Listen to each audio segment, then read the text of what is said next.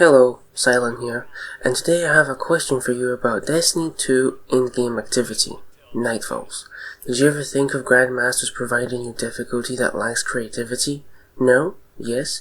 Well, buckle up, as I'm about to bring you up some interesting points to get you thinking. Act 1. Nightfalls difficulty system. In order to look at the GM's design, short for Grandmaster, and where it lacks with creative difficulty, we need to look at the basics first, which are the difficulty levels and what it offers as a activity. The difficulties are Advanced -5 power, Legend -15, Master -20, and a Grandmaster -25. These are the penalties the players face with each difficulty in order to be provided with difficulty increase. Bungie's decision behind this was, we are implementing power level disadvantages to provide a better challenge curve. Remember that for later. The maximum power of the player will change with every new expansion, with new pinnacle caps and the need to level up your seasonal artifact to reach the highest power possible in GMs. With the difficulty power penalty explained, that's meant to provide a challenge, let's move on to the new enemies that come with these difficulty levels within the Grandmaster. In Nightfalls, there are new enemies which are called champions. Very interesting new modified already existing enemies that are added into this activity. What's the deal? 3 unique champions with unique abilities, unique ways to counter them, champion piercing rounds of specific season rotating weapons, and fresh new challenge of the already existing buffed enemies in the activity. On to the champion types and how they work. Our first champion is a barrier champion, a modified knight, hobgoblin, kobold, and a servitor. They act as normal, but they cast a barrier once damaged enough. They regenerate health inside the barrier, but it can be pierced with anti-barrier rounds, radiant, volatile rounds, and unraveling rounds. Once stunned, they stop health regen after breaking the barrier. Champions become vulnerable for a while, taking more damage after the stun. Hobgoblins snipe, kobolds shoot rockets and has a minigun, and the servitor provides immunity to nearby enemies as default enemy abilities, with the knight just shooting arc projectiles and spitting fire. This is how they normally act. Our next champion is a unstoppable champion, a modified ogre, cabal, taken, and abomination, which act as normal but are very aggressive, pushing the player till they are stunned. They don't regenerate health, which makes the encounter a bit more forgiving. They can be stunned with anti-unstoppable rounds, blinding effects, ignition effects, shatter effects, and suspend effects. The unstoppable champion becomes vulnerable for a while, taking more damage during the stun, interrupting their attacks. Now on to how this champion behaves. Ogres will shoot a laser at range with a stomp in close range. Kobolds will shoot bullets at range. The Taken shoots bullets at range and blocks of a shield to blast players away into walls for extra damage. And the Abomination shoots arc lightning from range. Our last champion is a Overload champion. A modified chieftain, which is rarely seen, Taken hobgoblin, minotaur, and a captain, which act as normal but are very aggressive, pushing the player till stunned, whilst regenerating health extremely quickly, punishing the player if not dealt with immediately. They can be stunned with anti-overload rounds, jolting effects, suppression effects, and slow effects. The Overload champion becomes vulnerable for a while, taking more damage during the stun, which also prevents them from regenerating health. Once again, how does this champion behave? The chieftain throws totems of all damage types, arc, void, and solar. Taken hobgoblin snipes, and when dead, shoots out tracking missiles for extra damage. The Minotaur shoots void projectiles and teleports to cut down on distance, following with a melee attack, and captains shoot solar projectiles and sometimes will summon a Blight AoE attack in front. They can also teleport. Now, let's move on to the modifiers the Grandmaster offers. GM's modifiers and surges. The modifiers change how the activity will play out, from strengthening enemy shields to explosive deaths. However, Players also have benefits with fitting surges to strengthen their weapons, with some rotating on a weekly basis. Also, I will not be naming the modifiers, but just saying what they do to save some time, because there's a lot of names and I think the description speaks for itself. If you know these modifiers already, you can skip this section as there's quite a lot of them. Modifiers from GM to GM, which are always included, are: you will face enemies of Arc, Solar and or Void shields, Barrier, Unstoppable and Overload champions. If your fire team falls in a restricted zone, everyone is returned to orbit. Limited fire team revives, gain additional revives by defeating champions. Your radar is disabled. Weapons overcharged from seasonal artifact are active in this activity. Kinetic weapons do increase damage when your subclass element matches an active surge. And 25% bonus to weapon damage from one additional weapon. Glaives, sniper rifles, shotguns, fusion rifles, machine guns, rocket launchers, grenade launchers, or linear fusion rifles. GM rotating threats, 1 active per week. 25% increased incoming Arc, Solar and Void damage. GM rotating surges, 2 active per week. 25% bonus to outgoing Arc, Solar, Void, Stasis and Strand damage. GM rotating enemy modifiers, 1 active per week. When defeated, fallen vandals spawn a weapon mine at their feet. Taken enemies generate blight gazers when defeated. When defeated, acolytes spawn fire pools that cause damage over time. When defeated, scions spawn void grenades at their feet. Enemies throw grenades significantly more often. When defeated, goblins spawn arc pools that cause damage over time.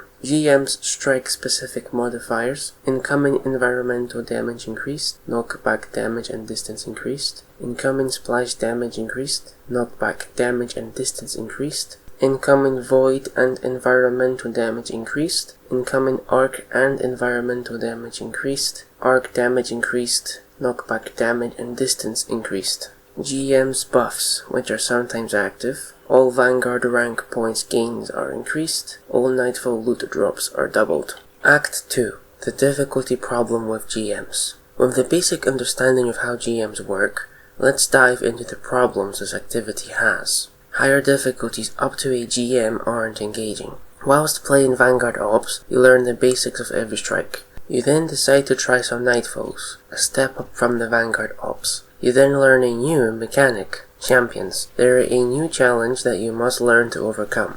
With a few runs, you got it down. Time to move up and... same mechanics and champions but tougher, along with the regular enemies going up in strength. Move up again, nothing new but harder. First GM, same stuff again, but harder. Climbing the ladder to reach your first GM isn't very engaging due to no new mechanics being introduced throughout the journey. Yes, having limiting revives adds pressure, but if you're blasting through those champions, you slowly don't care about those revives. The radar being disabled is interesting as now you need to pay attention more to your surroundings. But if you've done all the strikes countless times, this isn't a challenging mechanic, but a tedious one. Enemies just become bigger bullet sponges from difficulty to difficulty, having more shields and maybe explode on death. On top of that, the modifiers, although sound interesting on paper, can just be brute forced in reality. Same old loop played over and over, with barely anything new. The GM activity becomes dry, and it shows. Here are some Destiny 2 community opinions from different sources to prove my point. Users will be kept anonymous. They just feel slow, and as if any little mistake will end the whole thing. Farmed enough GMs and don't actually play them outside the need of getting a specific adept weapon or something. I wish I wanted to play them for fun, but they're just full on slow, uncreative difficulty. My only beef with endgame content is that champions are a terrible system in execution, and Bungie refuses to actually make them fun or engaging. As you can see, the current GMs aren't engaging, apparently challenging, and pretty tedious. Next, GM rewards aren't worth the difficulty curve. If the main reason of majority players to complete GMs is mainly for the resources and not the adept weapons, then we have a problem. The high difficulty should encourage players to try and believe in themselves to one day complete a GM for those sweet weapons. But if a good chunk of them are weaker than the other gear from many other sources, then there's no reason to challenge yourself to this point. Sometimes a really good added weapon is released into the pool of guns, but if the strike or battleground itself is horrible due to its design and challenge, then no doubt majority of the players are going to be disappointed with the approach to the activity. One of the hated GMs among the Destiny community is Cosmodrome Battlegrounds. Its design is very poor and made challenging by requiring an invisibility hunter, well lock, and a bubble just so you can have some sort of safety. Imagine farming this for a really good added weapon that week. Is it really worth going through all that much pain? And if no added weapon is good that week, that GM will gather dust for a week straight. Finally, GM's difficulty wasn't thought around builds beyond range combat. The design doesn't help much in terms of difficulty, even though the power spike is really felt over the years. Range builds still win. Melee has to be really broken in order to even work, like our current concentration plus knockout for Titans. Strand works too, although nerfed. The melee build needs to be in peak performance to be relied on, whilst any other range build just works, no problem. Maybe not broken, but they work. Not crying about Titans here, but the design of GMs really limits the melee nature of gameplay in Destiny 2 for all those melee style lovers. Instead, most people will be forced to use a scout rifle and shoot out enemies from the end of the map, because melee isn't good enough to handle such dangerous enemies, unless your melee build just turns out to be broken and can be used for some time, till it gets nerfed and back you go to your scout. This could be due to not thinking about the design of a GM, which limits a lot of builds and requires you to change from a melee approach to a more safe range option, leaving mixed thoughts and opinions about such design. Act 3. The fix, possibly. After playing GMs for some time and by gathering my thoughts, I came up with some ideas that could fix the problems with GMs having a lacking creative difficulty. First idea. Enhance our enemies. We fought the same enemies for years now. Why not enhance them? With higher nightfall difficulties, make them more dangerous by giving them new attacks, grenades, etc. For example, Hive Knight's shields now reflect bullets when shot at, or Cabal can now charge at you from a distance with their shields. This will make every GM and lower difficulty nightfalls far more interesting, forcing players to play differently, which will enhance new gameplay loops. Melees might be good for once. Second idea. Mix enemy types with others. GMs get boring fast, especially if you're fighting the same enemies over and over, so why not mix in some other enemies into the fight? This would impact difficulty in a very interesting way, as it would create some unexpected combinations of attacks from our enemies. Although a lot of strikes have mixed enemies, replacing some combinations with new enemies would refresh the experience, especially if the new enemy would be rotating every week, being unknown till you load into the Nightfall or a GM. Third idea. New boss mechanics and better rewards. Bosses already hurt in GMs. They can ruin your run in a blink of an eye. However, with time they get old, one phasing them or just melting them because of their simple 1 or 2 attacks. What if they got some new attacks? Or maybe a wipe mechanic? For example, in the Disgrace Nightfall, give the wizard boss some new moves, a laser, or being able to create a copy of itself. This would definitely make the final boss encounters far more interesting and really show the final form of a boss on a GM difficulty. That whole time we spent learning the encounter, just to face the maximum difficulty for greater rewards. The rewards are poor for such a difficulty spike which isn't even creative, so maybe give those adept weapons some GM related perks, maybe boss specific perks, like being able to create a gun clone based on that wizard's new attack. That would spice up the interest in chasing those guns, not just resources. Or maybe give players a GM key in which, if met a specific condition, for example complete X amount of GMs or a new challenge within them, the user can get a guaranteed added weapon for that week, with a preset really good roll. This could encourage players to play GMs despite the difficulty because they'll have a sense of progression and a good reward. Last idea.